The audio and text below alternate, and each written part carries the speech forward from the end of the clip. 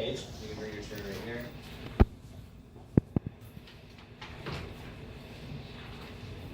And then Will, I'm going to sit you here. Julia, I'm going to sit you here.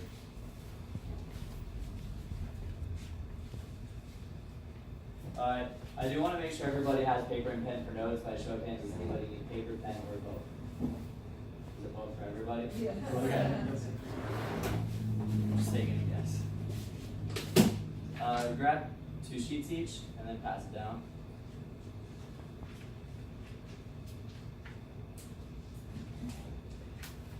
Alright, great.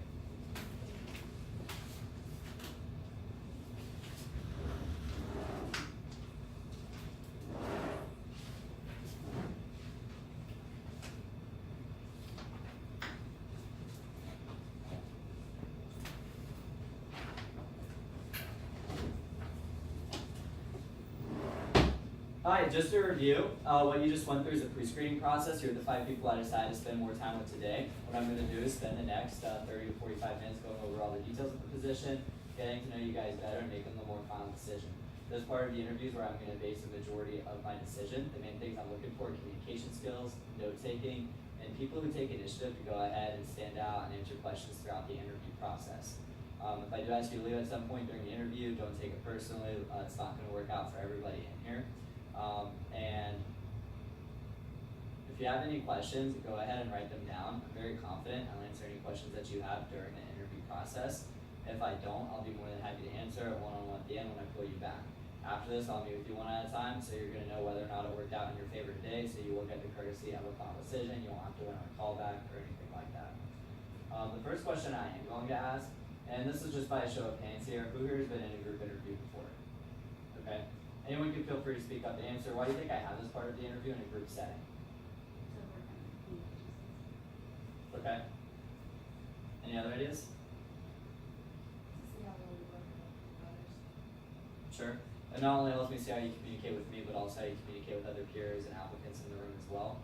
Also, how long did I say this portion of the interview could take? Imagine if I said that much time with each person I considered.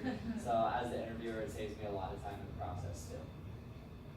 Alright, so the first thing that you're going to want to take notes on, so the power button. I'm going to go ahead and have a keynote up here during the interview process as well.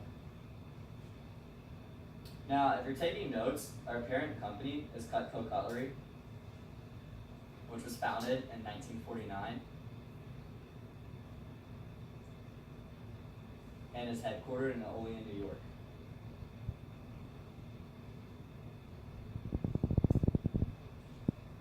So that means Cutco's been in business for 7 decades, and we do represent an American-made product. To give you guys a little bit more background information on our product, Cutco is the #1 selling brand of cutlery in the North American continent. And we're the only high-quality knives that are manufactured in the United States.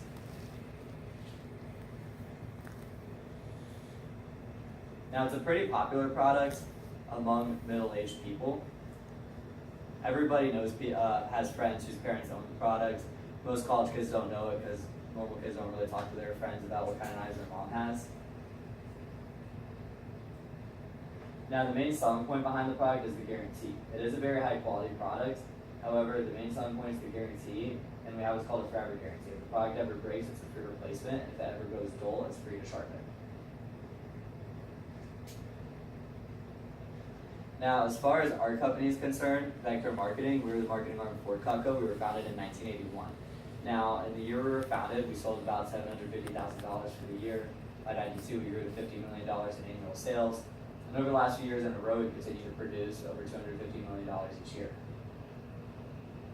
So what do you notice? A lot of there. Okay, sure. What else?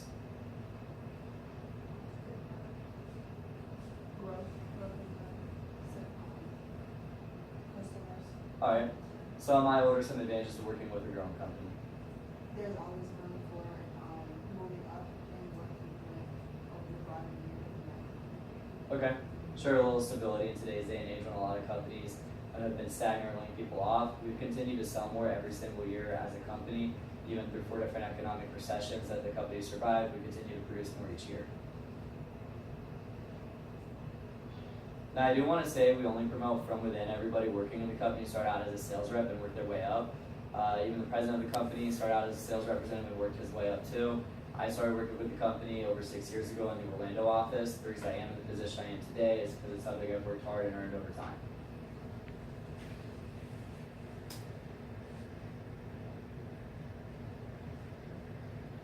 As far as who we work with a majority students here in Gainesville. I'd say about 75% of our team are students at Santa Fe College and the University of Florida. Because of the volume of students we work with, we award over $160,000 each year to our student representatives. And students are eligible to receive up to 3 credit hours from the University of Florida. This past semester, Giovanni Pastrana, one of my finance students, got the 3 credit hours from UF. Now, if I accept anyone in the room for the position, that's something we talk about in training. Now, one of our main philosophies as a company is a low-key sales approach. By a show of hands, has anybody met a pushy salesperson before? Okay, how'd that make you feel? I just wanted to stop talking to them, make their face annoying. Yeah, a little uncomfortable. Yeah. Most people feel intimidated, pressured, people don't really like that. So we have a very low-key sales approach, and the fact that our representative's main job isn't necessarily selling the product, but it's fully educating the customer and helping provide the best service for the customer to see what meets their family needs the best.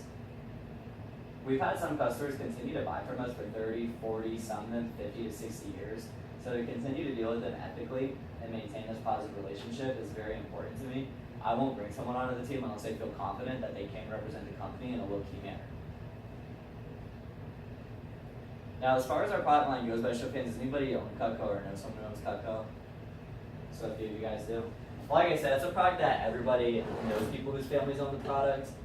Most college kids don't know because they don't really talk to their friends about their parents' knives. So I'm going to do a demonstration with the shears. This is a demonstration that our representatives do with their clients. I'd like to borrow a penny to do this. Does anybody have a penny I can borrow?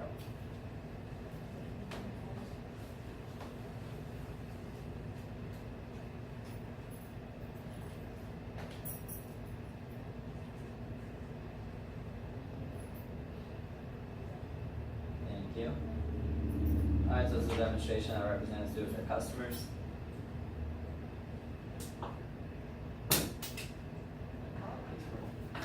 Now, how do you think most customers react to that demonstration? Like Yeah. They're usually pretty impressed. They haven't seen shears do that before. Now, having seen that demonstration, one thing I do want to say is that we don't sell in stores. Customers can only buy the product directly from Cutco or Vector Marketing. Now, why do you think we made the decision to sell directly and to not shelf our product in stores? So you can talk to the customers.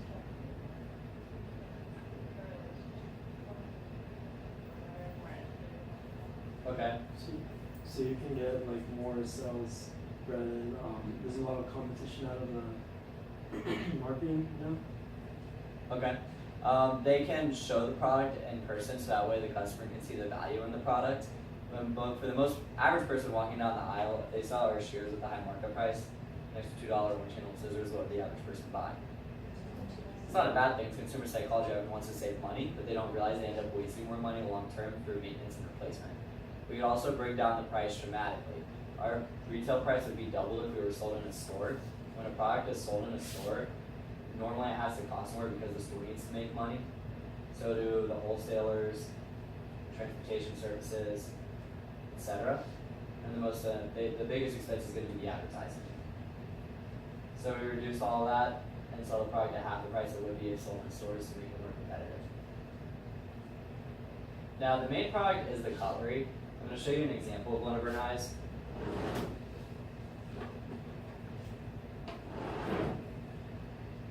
This is our steak knife. What do you guys notice that's a little different about the design of the knife? That's the first thing most customers notice is the handle design. Most knives have a blocky design. This one has an ergonomic design meant to fit both right and left-handed individuals. And it's also the only knife handle approved by the American Arthritis Association because of the design. Now the knife's made out of high quality materials. It has a dishwash safe handle material. It's made out of surgical steel on the blade.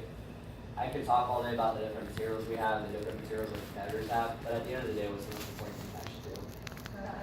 People buy knives to cut food. So what representatives do is they'll cut food with the customer, they'll cut rope and leather with the customer, so that way the customer can compare how their knives work to how Cutco performs. Now I'm not going to do all of those demonstrations with you guys, but I will do one of them so you can see what it looks like.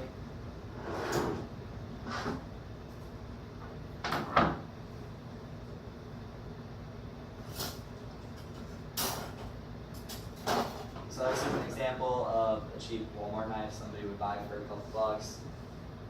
Megan, I'm going to do the demonstration with you as if you're the customer. So I'm going to take these just 2 pairs of leather, put them right here, go ahead and cut right through it.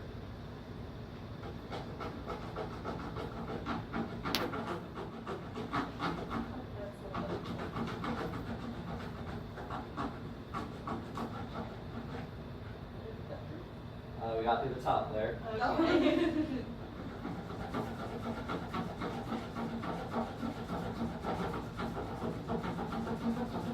Almost there. That's good enough. Now that's pretty average for most steak knives. They take about that long. We're going to do that again, and this time we're going to use Cutco. I want you to do.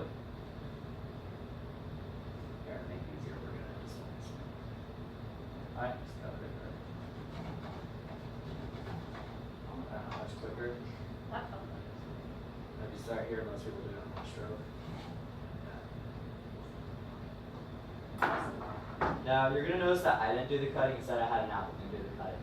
That's because on the appointments, the representatives don't actually cut anything. They have the customers cut everything.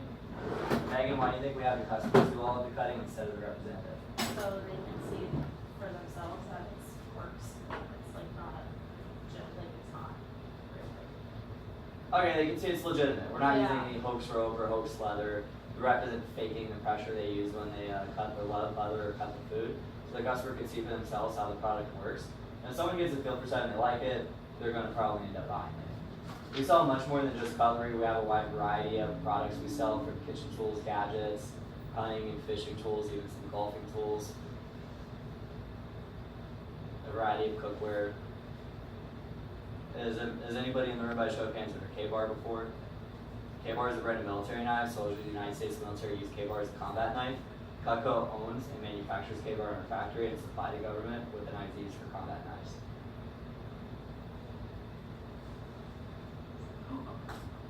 Now, our products range from, well, before I get into the prices, one thing I do want to say is that the product is the main attraction, not the representative skills. Would you guys be any less impressed if I had an assistant up here cutting instead of me? Why not?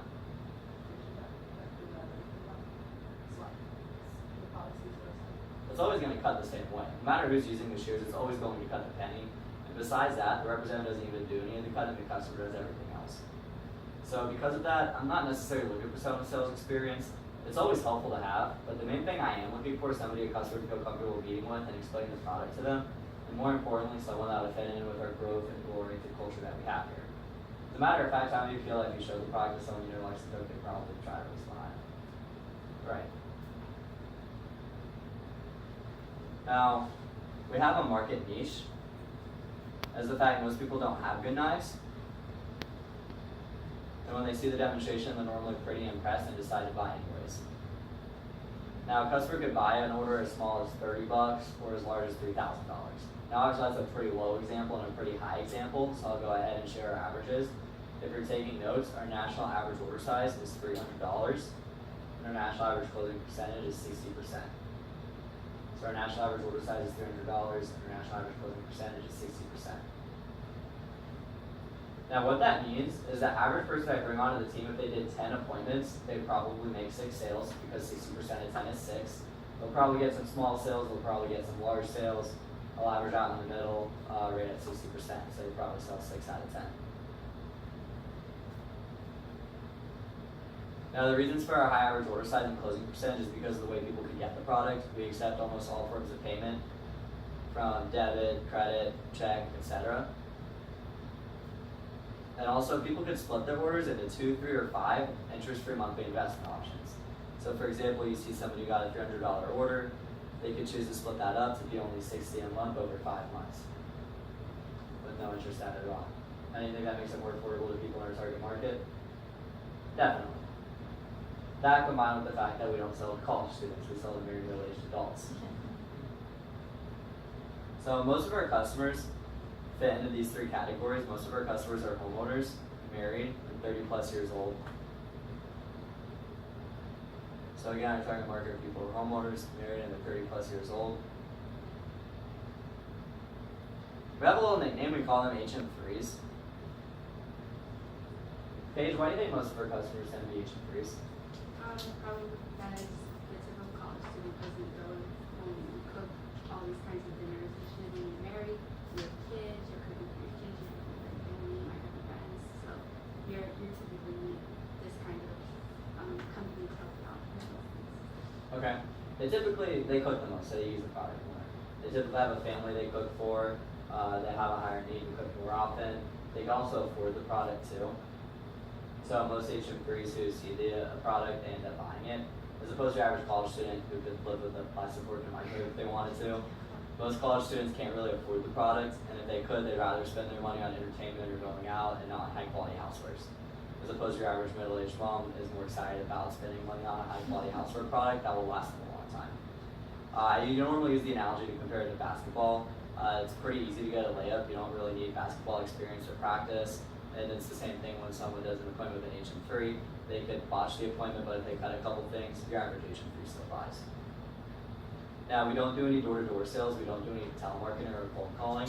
Our representatives only set up appointments with people who've been personally and professionally referred to them. We have two styles of appointments. We have the physical and home appointment, and we have the virtual and online appointment. So the benefit to the in-home appointment is that it's typically more fun and interactive. The representative gets to cut food live with the customer, and it feels more personable because the representative will come over to the customer's home and they'll do it in the kitchen. Customers like the interaction of that. And then we also have the virtual appointment where the representative can talk to the customer over the phone, and they're walking through the pricing on our website, and they see the demonstrations done via video. Now the benefit to that one is it's more convenient.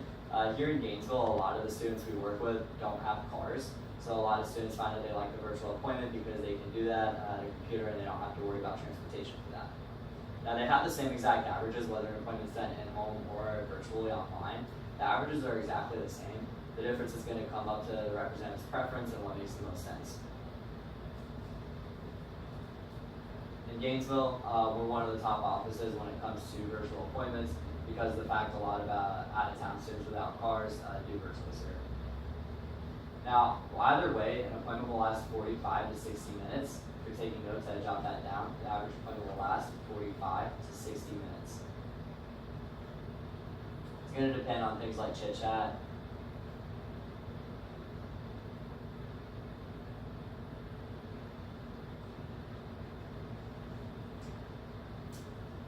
Now, when a representative first begins, we'll pay representatives to do their first practice appointments with people they know and feel comfortable with. So we'll pay them to practice with family and friends. Why do you think our reps appreciate that we'll pay them to practice with people they know?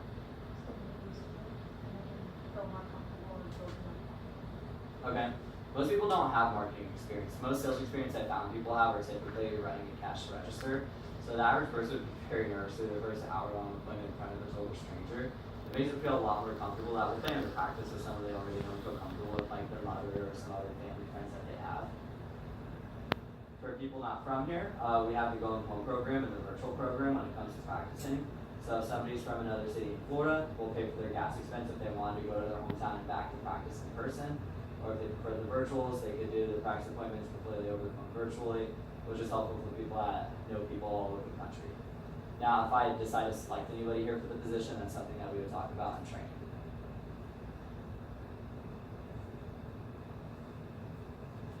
Representatives, they also get honest feedback from people they know before they see strangers who aren't going to be as open with their feedback.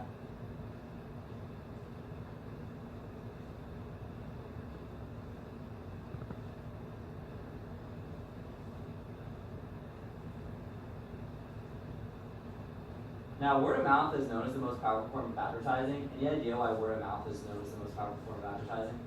People value, if I recommended my friend, she would obviously trust my opinion, so she would typically get more sales from people like telling people that they know.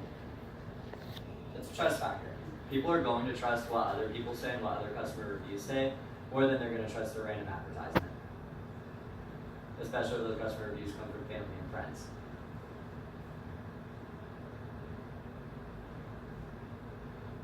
Typically, the highest quality brand of any product does not commercially advertise, and they do their business through word of mouth advertising. A good example is Rolex. By show of hands, has anybody here heard of Rolex before?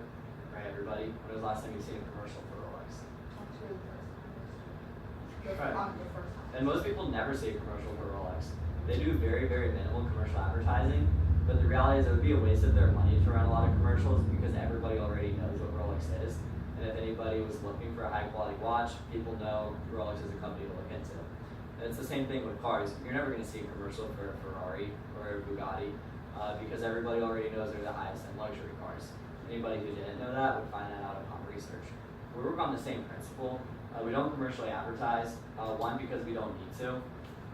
Not only are we the #1 selling brand of cutlery in North America, but we're the only high quality USA made knives. The only competitors we have in high quality are foreign.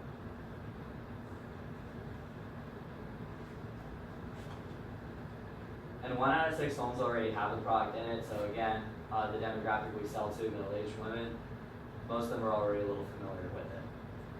So representatives, they set up their appointments on a word-of-mouth basis.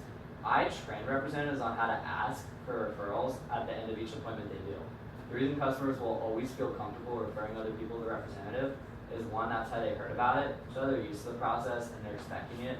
2, after spending 45 minutes with the representative, they developed a rapport and a connection with them. And even if the customer didn't buy anything, they're always impressed. So even somebody who doesn't buy anything at all, they're still impressed with the penny and the other demonstrations. So they'll still always refer people who can like the product to the representative. The representative can get anywhere from 5, 10, 20, 30 plus referrals on each appointment. However, the national average, if you're taking notes, is 5 to 10 referrals per appointment. So the national average is 5 to 10 referrals per appointment. The customer gives a heads up to the people they refer, so they're expecting the representative to reach out. So that way nobody's blindsided by a call they didn't expect, they already agreed to it. So it's much more comfortable for the client, much more comfortable for the representative. I'm going to show you an example of a representative setting up their appointments here. So here in this example, I'll do a case where a representative does 10 training appointments. Now again, with whom do I pay representatives to do their first training appointments? Family, friends, and people they feel comfortable with. And whether they do them in person or they do them virtually online if they live far away. How many referrals did I say representatives average per appointment? Naturally 5 to 10. Now in our office, our averages are a little higher. This is a newer office. Last year was the year we opened up as an office. We were #4 in the nation out of every new office that opened. As much as I'd like to take a lot of credit for that, it's because when I went to college in Orlando, I had the privilege of working in one of the top offices in the company. So our averages mirror the averages in Orlando. So our representatives tend to average 10-15. So I'm just going to use the national averages though for the sake of making the math easy here. So on the low end, somebody below average would get referred to 10 times 5, that's 50 people. Somebody's average would get 10 times 10, that's 100.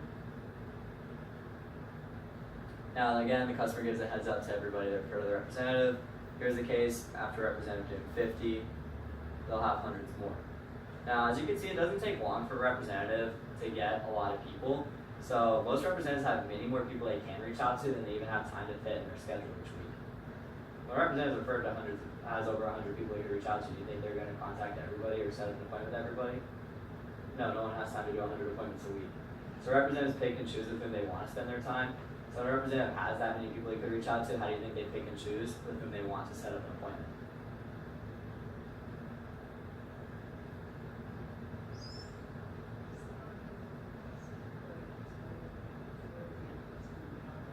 Okay. Or the The HM3s, right? Because the HM3s are the most likely to buy the most. And it's like a snowball effect. Once they see them, it continues to snowball from there. Now, representatives do learn valuable networking experience through the process. One thing I found, not only through college, but after college as a business professional, is networking is probably one of the most important skills somebody can learn in life.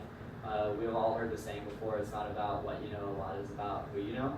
And representatives learn that valuable networking skills that most people don't learn in college through the nature of the job. Now, as far as the pay goes, I'm sure it's probably the reason most of you guys are here today, so I'm going to explain that next. We have 2 pay programs. We have the guaranteed pay and we have the incentive pay. Now, our representatives are not paid both. They get paid the highest each week. Every week, I calculate guaranteed pay, I calculate incentive pay, they're paid the highest one. Our philosophy behind doing this is that we guarantee the pay to take pressure off the representative to sell. Who can tell me for some commission-only jobs, like car sales, for example, what are some big pros and what are some big cons? The time of year, the location, so like if you're, Well, like, what are some of the advantages and disadvantages to working in a commission sales job? well, you're paid for like, if you don't sell that much that month, you just don't get paid that much, so there's no stability in that. Your stress and the pushy sales. Okay, so the advantages we all know, somebody has the capacity to earn much more money than they can at any other job. So the harder they work, the more money they can make. So that way somebody who's highly motivated and internally driven could be very financially successful. The top real estate agents make millions a year. In most sales industry, the top salespeople are going to make millions a year. However, the big disadvantage is that it adds pressure onto that person. So sometimes they might feel pressured to sell a certain amount to meet a quota required, or maybe they feel pressured that they need to sell a certain amount to make a certain paycheck, whether it's for bills or other expenses. And then sometimes they'll put that pressure onto the client, like some of you guys were saying. So we have a guaranteed pay to take that pressure off the rep to sell. So that way they never feel pressure to hit a quota, they never feel pressure they need to sell a certain amount. They feel comfortable that every single week they're guaranteed a steady, consistent paycheck regardless of any results. However, we have the incentive pay to reward people who do well. Has anybody had a job before where they may have felt they worked harder than their coworkers, but everybody got the same paycheck regardless of how much they cared? How do people tend to feel in those situations? They typically feel unappreciated, and when someone feels unappreciated by their employer and they see they're getting the same type of recognition and financial compensation as people who don't care or don't have the same passion, it's demotivating, and they don't see the reason to continue working harder when other people are getting the same recognition and paid for working much less. Here, representatives don't have that because with the incentive pay, they could be paid more when they work harder. Now again, representatives are not paid both guaranteed and incentive. Which one do they receive each week? The highest one. The guaranteed pay, as you guys saw advertised, is $14.50 per appointment. Again, how long does an appointment last on average? 45 to 60 minutes. So somebody working pretty part-time, doing 10 appointments a week around classes would receive 10 times $14.50, that's $145. Somebody working closer to full-time on the higher end of part-time, doing 20 a week would receive 20 times $14.50, that's $290. Someone working full-time at 30 would receive 30 times $14.50, that's $435. So it's pretty simple math.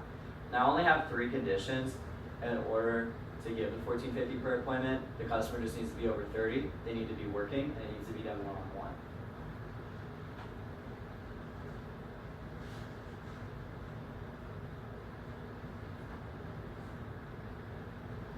William, why do you think I have those 3 conditions in order to give the representatives the $14.50 base pay? You have to be eligible in order to in order to be able to have a mature thought about buying these products. Okay, sure. Any other input somebody wants to add on? So they're closer to the target market, so that way the representative's seeing people that if they like the product, they'll probably buy it. So as a business owner, I pay almost all the expenses for this office. One of the expenses I pay is the representative's $14.50. So I'm not going to pay the representative to show it to their 12-year-old little sister or their 20-year-old buddies from college. It'd be like if we sold the best golf clubs in the world at the best price. It doesn't matter if we have the best golf clubs in the world. It's a waste of time to show them the tennis players. Now again, representatives do not receive both a guaranteed and incentive. Which one do they get each week? The highest pay.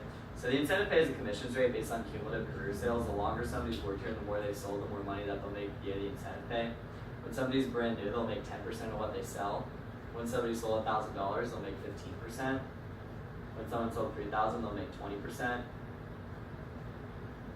Once they've sold $6,000, they move up to make 25%. Once they've sold $10,000, they move up to make 30%.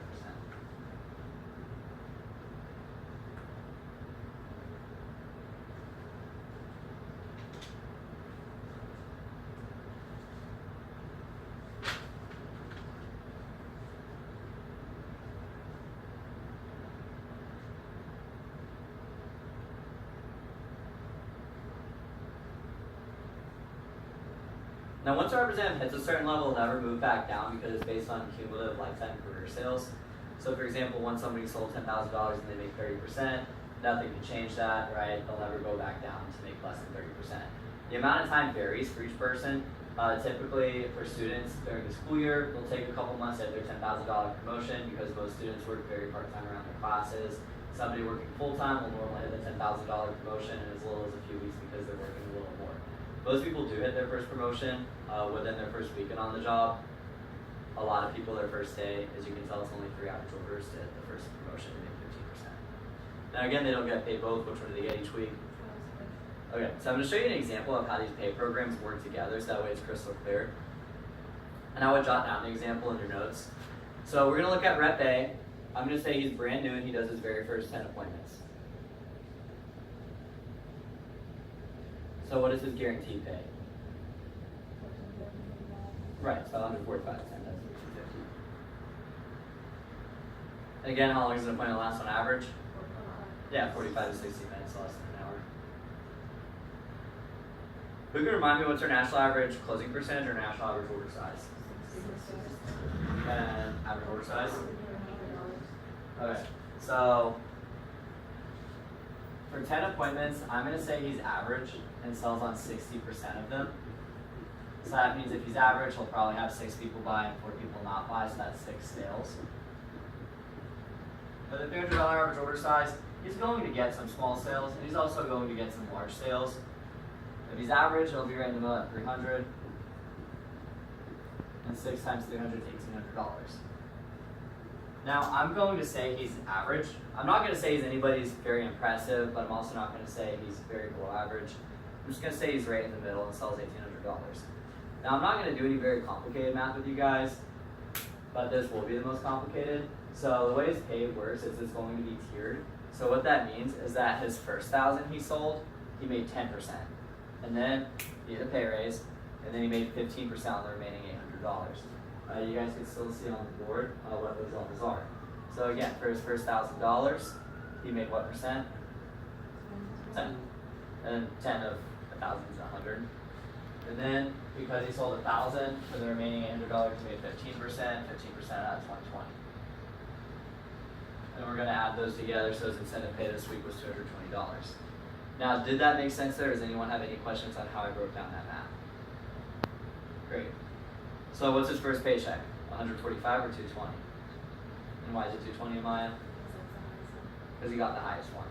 Now, if he didn't do very well, if he was very below average, no big deal. What would his pay have been instead? $145. Now I'm going to do an example of Rep B. I'm going to say she's been on my team for a few months. And I'm going to say she does 10 appointments. Now what's her guaranteed pay for the 10 appointments? Yeah, that doesn't change. That's always the same. Now, we have to click through these. Alright, now I'm going to say she's been here for a few months and she's hit her $10,000 milestone, meaning she earns over 30% of what she sells. So I'm going to say she's very average and only sells $1,800. Now most people, by the time they've sold 10 grand and they've been around for a few months, you think they're typically still at the national average, or you think they've improved? Most people have improved. I'm going to say she hasn't. I'm going to say she just consistently works and she hasn't improved since she started. So she sells $1,800, makes 30%, that's $540, so it's her paycheck in this example. Alright, and why the $540? Because it's higher. But even if she didn't have a good week, if she had an off week, she at least has the comfort to know she would have gotten $145. Alright, and then as far as the training program goes, the reason I could afford to pay representatives, regardless of their results and even when they don't sell, is because of the quality of the training we provide. So I run a 2-day training seminar, and during these 2 days I teach representatives everything they need to know to do well. I teach them how to basically read a manual.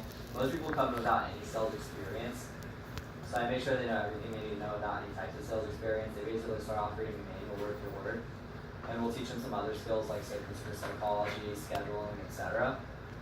Now, these 2 days of training have been recognized by several colleges and universities, such as LSU, Purdue, NC State. As a matter of fact, 35% of the grade in the 400-level marketing course taught at NC State. The professor, Dr. Hennard, graded taught based on working with the local Cutco office. The University of Florida doesn't have a class that does that, but like I said, the University of Florida will give out the 3 credit hours for those that work here for a semester. And again, that's the type of thing I would discuss later in training. So because it is a college accredited training seminar, and it is for a 1099 independent contractor position, the 2 days are unpaid. So again, the 2 days of training are unpaid. As a trainer, I don't get paid to run the training either. I spend my time and the representative's time to help them do above average. And then the second part of training is the paid training appointments. Now again, with whom do I pay representatives to do their first training appointments? Yeah, people I don't feel comfortable with. Whether or not they live here in Gainesville or they live out of town. Now the representatives are paid $14.50 for each one they do. They have the opportunity to make the incentive pay. When a representative's practicing with people they know, do you think they're required to sell anything? No, of course not. As a matter of fact, representatives are never required to sell anything because we never have any quotas. However, when the representative is practicing with people they know and they actually get to show the product and the person sees the product and uses it, what do you think normally ends up happening? There's going to be people that buy it. Again, it's not required, but most representatives do start earning incentive pay while practicing because of the quality of the product. And then we have an ongoing training. You guys don't need to write all that down. As long as someone continues working here, they're always growing, improving, and learning. As far as the perks of the position go, the first perk is sample program. If I did not loan any products to the representative and they only pointed out pictures in a book and they didn't use any products on their appointment, do you think they would sell as often as they currently do? No. So I loaned $465 of my personal property to anybody I bring onto the team. The representative can use these products on their appointments. And even if the representative is doing virtual appointments, I'm going to still loan them the product for free so they can use that at home and get more familiar with it. The representative is not required to buy it. They're not required to put down a deposit. It is a free loan. If someone leaves the company in the future, they would check it back in. If someone goes on a vacation, they would check it in and out like a library book. Now, considering that I loan almost $500 of my product and when I bring onto the team, can you see why that requires me to be more selective? Of course. The next perk is the pay. The fact that representatives have the guaranteed stability of the base, but they have the ability to get the incentive, the scholarships that students are able to get.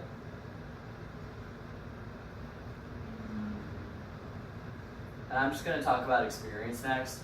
So I personally believe that no matter how much money somebody earns at any position they have, the most important thing they can gain is experience. After all, what are most employers looking for? And not just experience that qualifies someone for a position, but experience that helps them stand out among other applicants. Does anyone know how long the average interviewer will typically spend looking at a resume or an application? 36 minutes. The average is 8 seconds.